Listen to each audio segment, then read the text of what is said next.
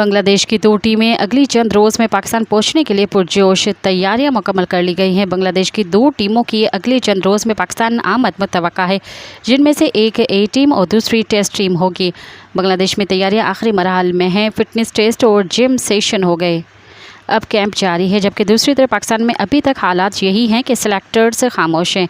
बांग्लादेश के ओपनर जाकिर हसन पुरजोश हैं। वो कहते हैं कि पाकिस्तान में जाने और खेलने का मुंतज़र हूँ।